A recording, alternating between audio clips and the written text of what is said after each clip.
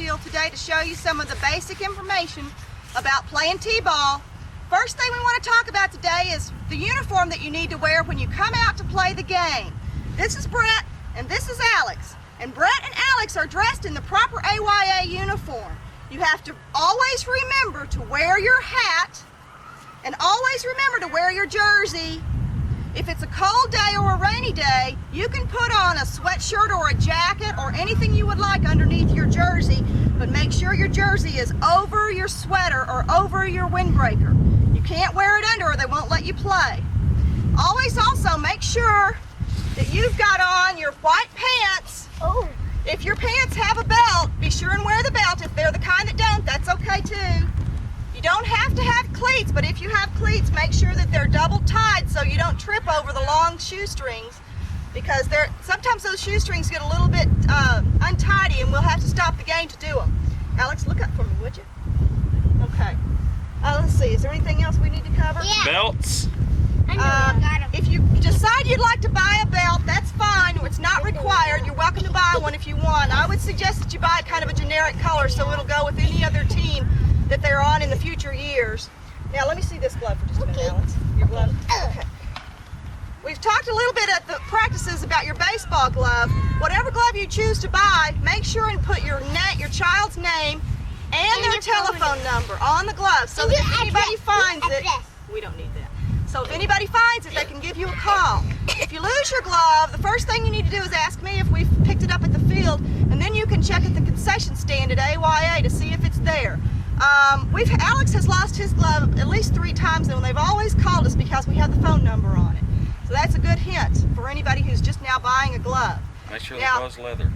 Coach Jim is going to talk to us some today about some of the fundamentals, and he's going to tell you some information about baseball gloves and bats, and then we're going to get started on our training workout. So if you want to watch this film, watch part of it until you get tired and then turn it off, and then you can turn it on anytime you want to later on, right before you go to bed at night or in the afternoon after you get home from school.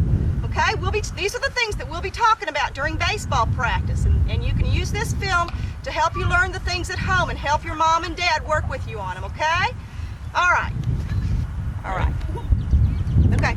Okay, I just want to show you something on the cleats. This is my preference. If you're going to get cleats, get these with a knobby little rubber cleats on the bottom instead of the round plastic type cleats. The little knobby ones give better traction on wet days, keep you from slipping and falling. Okay, thanks, Alex.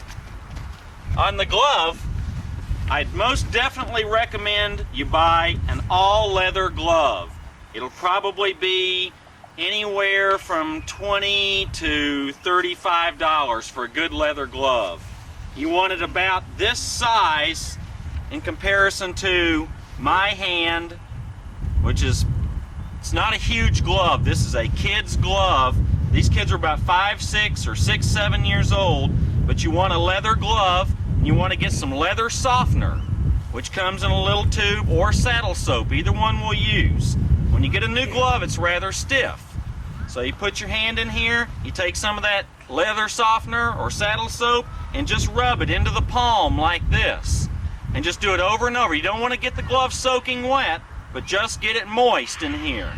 Then take a baseball, put it inside the palm, wrap the glove like this, put rubber bands around it and leave it overnight. The next day, put a little more saddle soap in it, wrap it a different way, put more rubber bands on it, and that way you've softened up the fingers of the glove so that they move like the fingers on your hand instead of like this, like a crab claw. You want them to move smooth and soft. Definitely an all-leather glove is what we prefer. The plastic gloves just are impossible to catch a ball. If you're going to use a bat in T-ball for 5 and 6 year olds, the highest level I would recommend, the very highest, would be 19 ounces. They always print usually the length of the bat. This one's 25 inches and it's printed on the bat. The ounce on this bat is printed, it shows 19 ounces. When you start getting up to the bat this size, 22 ounces, this is about the size a 10 to 12 year old might start using. This is way too heavy for a T-baller. When a T-baller starts to bat, what they want to do is be able to swing the bat as fast as they can, because the bat speed is what will knock the ball the furthest, not the weight of the bat. So bringing out a bat that's too heavy just makes it hard for that kid to hit, and then all the other kids want to use that bat too. So it just ends up being more of a negative than a positive. Thank you.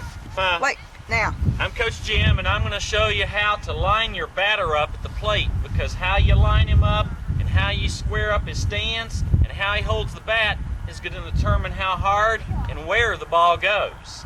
The first thing we're going to do is make sure that our batter for T-ball is going to step towards the pitcher when he steps. So he's got to be a little bit behind the plate. His left foot is going to be even with about the back tip corner of the plate. His feet are going to stand in a straight line with his toes pointing. If you were to lay the bat down, now his feet are pointing right towards the pitcher. His feet should be about as far apart as his shoulders are wide. So most of these kids is about this wide. Okay, now since we've laid the bat on his toes and they're pointing right at the pitcher, we know that he's in a good position. Okay, Brett, why don't you put your hands together? The hands should go together on the bat. He can choke up if he wants to, or he can be all the way to the end, whatever feels better for him. But his hands go together. His front elbow should stay in close to his body. His back elbow should come up a little bit. Doesn't have to come way up here, but just up some. Bat back, front elbow down, bat's up in the air, head's on the ball. Okay? Brett is now lined up just perfectly to hit a line drive right at the pitcher. Now, if we want to aim him and make sure that the ball doesn't go right at the pitcher, because the pitcher might be the best fielder on the field. So what we can do now is we can change his feet. Let's say we would like to have Brett hit the ball to right center field. Well, now we're going to point the bat towards right center. Now, Brett, put your left foot up here, touching the bat.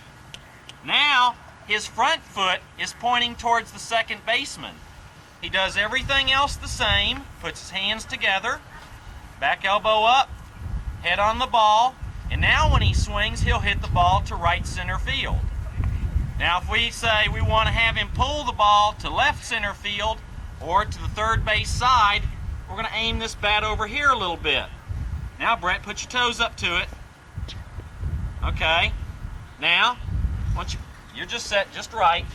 Now, grab the bat, front elbow down. Okay, now, let's take a little practice swing, Brett. You watch the ball and see if you can hit it right towards left center field. Hit it for real? Hit it for real. Towards left. Wait a minute. You moved those feet. You got to keep your feet pointing right towards the shortstop. Okay? I want you to hit it over to left center field. Perfect. He hit a line drive right towards the shortstop. That was exactly the way we aimed him. That's the way this works. It's however you line him up is where the ball's going to go. But he does have to keep his feet still. He takes a little step with his front foot, just a little tiny step with the front foot. Back foot stays still. But if he stays and goes in the direction you've got him lined up, he'll hit the ball in the direction you want. Okay, the next point that we want to cover is that I have noticed that a lot of coaches like to try and have, most especially their good, strong hitters, swing up on the ball trying to hit long fly balls into the outfield. That is not what we want to teach the kids on the team. We want to teach them a flat, level swing. Because once they go out of T-ball and they go into Pinto or Mustang or Little League, they're going to be trying to hit line drives, not pop-ups. So what we want to do is encourage the child to swing level. So Brett, I would like for you to swing the bat on a practice swing, flat, you bring it back, come down through like this, swing right through the ball, and we want them to follow through and go all the way around like this. So give us a practice swing, Brett, and let's see if you're swinging level. That's very good, but keep your eye on the ball. Watch the ball. Practice swing. That's very good. Okay, we want him to swing the bat level. We do not want him to go up on it. If the batter swings up like this, then there's only a chance that's about as big as the ball size that they'll actually hit the ball just right. And it would have to be right here on the top of the tee. It's even more difficult when they get to a league where the ball is pitched. The chances of